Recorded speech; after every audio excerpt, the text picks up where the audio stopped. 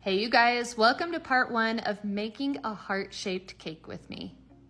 For this process, you can do it one of two ways. You can use a heart-shaped cake pan, or I'm gonna show you guys how you can do it with a round. All you need is some parchment paper, scissors, and your cake pan. I've traced my 8-inch cake pan on that parchment paper, and then I drew a half heart inside of that circle. Then I trimmed that and I created that heart shape.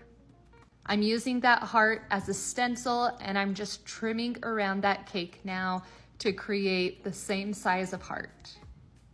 After I'm done trimming that cake, I'm gonna use my frosting and glue this down to the cake board so it doesn't wiggle around. For this cake, I'm doing a Nutter Butter flavor, and so I have my vanilla cake layers and then my creamy peanut butter frosting, as well as a white chocolate ganache.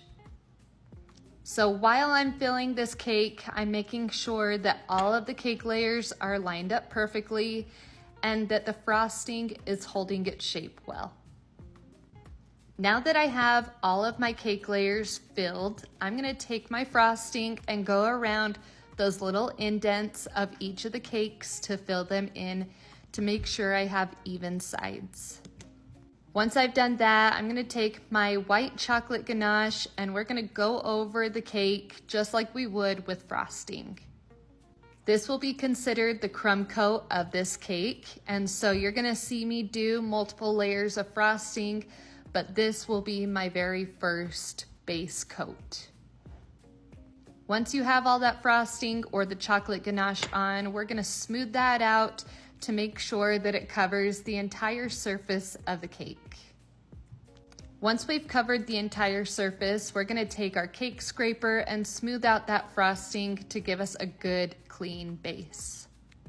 Once I'm done doing that, I'll scrape off that excess frosting off the top of the cake, and then I put my cake in the freezer for about 15 to 20 minutes to allow that frosting to set up. Now that the chocolate ganache is set up, I'm going over the cake with my creamy peanut butter frosting. So I will frost the top of the cake first, and then I will build that frosting up around the sides. For these coats of frosting, you don't need too much frosting. I would add a little bit less than you think you need and then build as you go.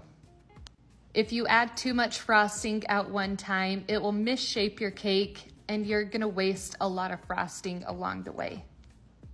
Once you've covered the entire surface again of that cake, we're gonna take that cake scraper, smooth it out, trim off the top, and then I'm gonna go and put this cake in the freezer again for about 15 to 20 minutes. Then I want you guys to come back for part 2.